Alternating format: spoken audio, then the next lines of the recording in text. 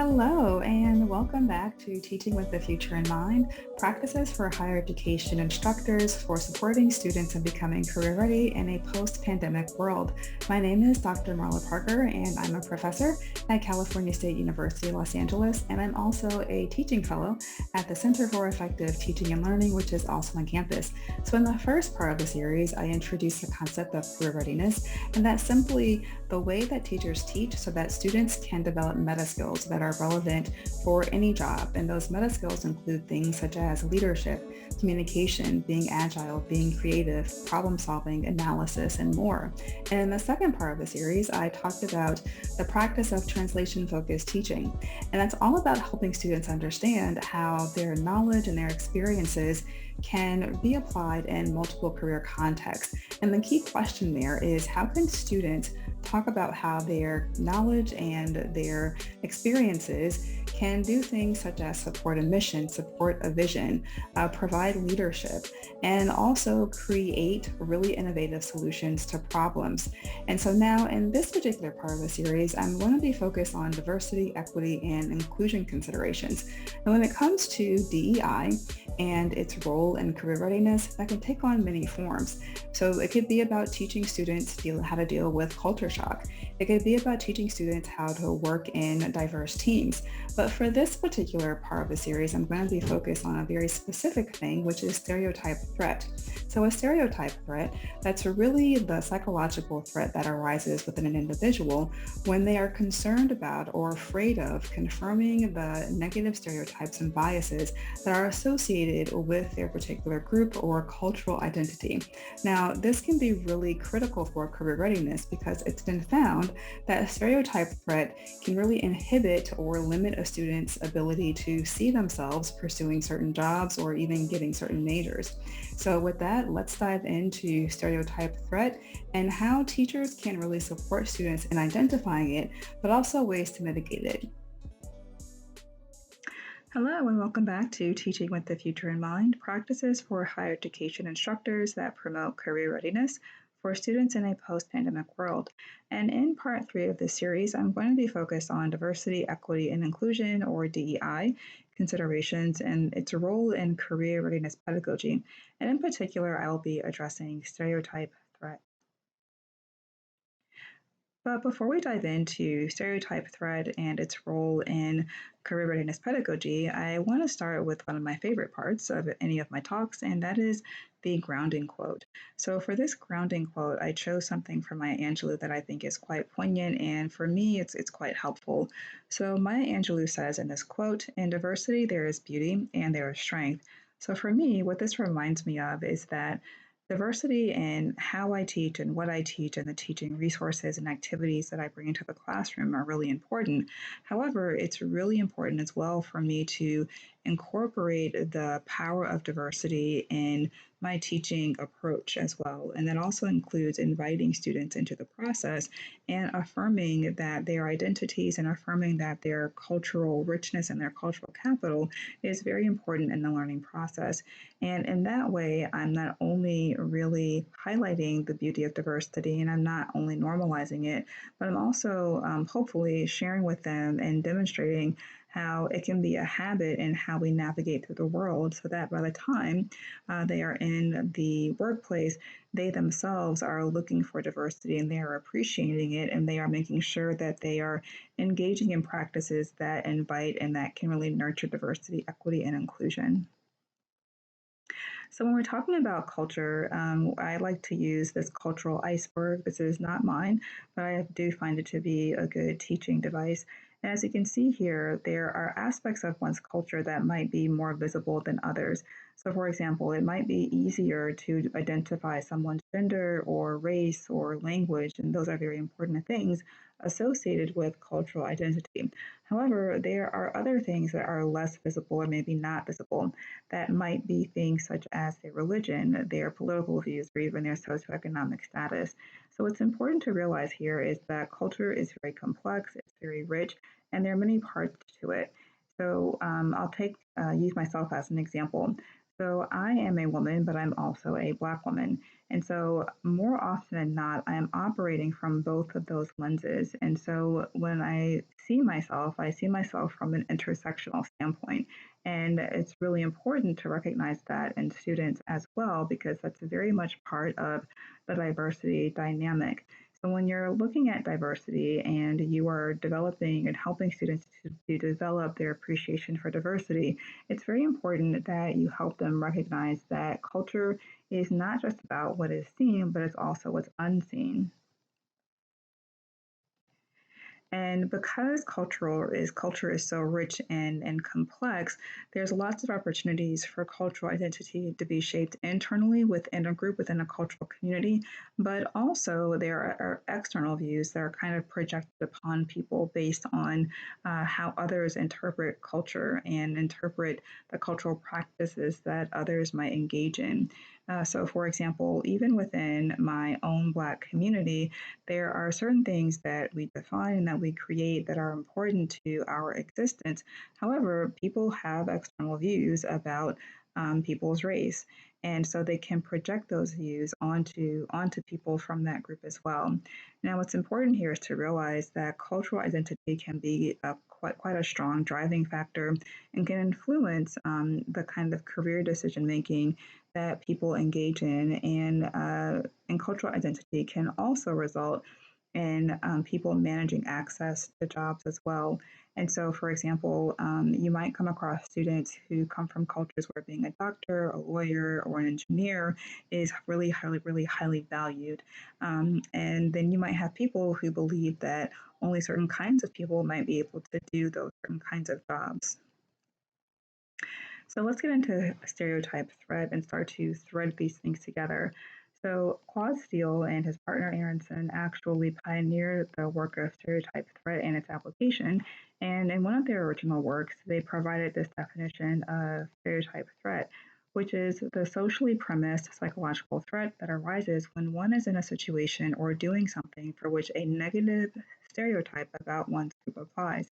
Now, another way to think about this is that stereotype threat arises in an individual when they feel as if they're at risk of or concerned about confirming a negative stereotype that is affiliated with them and their group. Now, unfortunately, there can be strong negative cultural biases that are associated with certain occupations and job functions, leading to career stereotyping.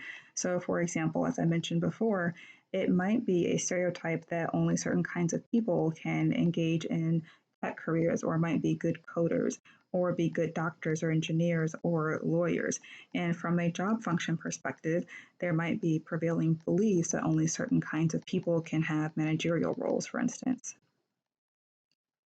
Now, stereotype threat can result in students adopting damaging narratives about their capabilities and perceptions of what their career options can be. And if you look at the literature in higher education, but also with other literature where stereotype threat is applied, particularly when it comes to career, you'll find this to be true. Now, one such example that is seen in the literature is how women and students from various underrepresented racial groups pursue STEM degrees and majors, as well as careers. So, what's been found is that it's not uncommon for women and students from certain underrepresented racial groups to feel as if they are not as capable, or as if they are going to confirm these negative stereotypes that are associated with women and certain people from certain racial groups being more or less capable of doing certain STEM jobs and majors. So, for a higher education instructor, these two critical questions arise when they're thinking about how can my pedagogy actually mitigate stereotype threat among students. So the first question is this, and this is all about helping students recognize the role and the presence of stereotype threat in their career decision making process. And then the second question are, what are ways to minimize the harm done by stereotype threat? And what are ways to empower students to do the same as they prepare for and move along in their career journey? So it's important to note here that stereotype threat is not an unfounded mental leap, but it's a very reasonable concern rooted in and connected to real, deeply entrenched biases existing broadly in society that have proven to be harmful. So sometimes, unfortunately, people will think that stereotype threat is about a self-fulfilling prophecy, which puts a lot of the onus on the person. However, that's really limiting, and that's not entirely true. Again, stereotype threat is based on these broader negative stereotypes that pervade society and kind of pervade social thinking as well. So now, as an instructor, what are the things that you can do? So it's first important to recognize this, that although stereotype threat is fueled by larger societal and systemic factors, it's important to help students be able to identify the presence of that threat within themselves and to help them build individual habits and skills that can mitigate its impact. However, when you're doing this, it's crucial that classroom activities and cues don't actually end up triggering stereotype threat. So, as you're helping students understand what stereotype threat is, and as you're giving examples, and as you're moving in the classroom and really engaging in your pedagogy, it's really important that you don't actually trigger stereotype threat among your students. So, what are the ways in which you can actually mitigate the presence of stereotype threat in your own teaching? So, number one, you want to affirm the many ways that diversity exists in the classroom and that it's very valuable. You also want to highlight the value of students' individuality, their contributions, and their lived experiences. And you also want to make sure that you include teaching resources and materials that are diverse. Now, these are just a few of the ways to do this. I highly advise that you do some exploration to find out more ways in which people have been engaging in best practices to really infuse diversity, equity, inclusion into their teaching practices. And again, what's really important here is that when you're modeling this in the classroom, what you're actually doing is you're preparing students and you are building up and you are putting at the forefront of their mind why this is a useful habit and they can take this with them into the workforce. So just as you are modeling the ways in which you are affirming diversity, that can give them that confidence, but actually make them that much more conscientious of how they can do it in the future in the workplace. So, what are some exercises and some activities that you can do as an instructor to help students recognize stereotype threat as well as actually mitigate it? So, one recommendation I have is to have students do an exercise where they explore the extent to which their cultural identity drives the careers that they are interested in. Additionally, have students explore how the utility and meaning of a career is defined by cultural norms and values that they are connected to. So, again, for instance, going back to the example where students may come from certain cultures where being a doctor, a lawyer, or an engineer is really highly valued. And so it's important to have students unpack why their career interests might be driven by a lot of cultural expectations and maybe some of the challenges that they might be having when they are choosing a career that's not necessarily aligned with those cultural values as well. So now, as part of that aforementioned process, have students identify the negative narratives that they find persisting in their thought processes and decision making related to their career endeavors, and then help them craft positive narratives and self affirmations that they can utilize. Now, it has been found in research that self affirmations can actually have quite a positive impact when it comes to performance and when it comes to actually mitigating the stereotype threat that can result in negative performance. So it's also important to be intentional about sharing career case studies that feature people who share similar cultural identity traits as students, particularly sharing case studies of people who are in jobs or in fields where there is little diversity. And this is important because this speaks to a best practice of stereotype mitigation, which is role modeling. And along with that, have students do research about the professional organizations that advocate for and support the advancement of diversity in the fields that they are actually interested in. So, for example, when I was a college student, I belonged to the National Association of Black Accountants. There were quite a few of my classmates who were in engineering who belonged to the National Society of Black Engineers. So, luckily, over time, there has been a greater push and there's been an evolution and creation of these kind of special organizations that really support the development of diversity. And even within other organizations that may not specifically focus on diversity, more and more professional organizations actually have resources that support diversity and that can point people into these affinity groups.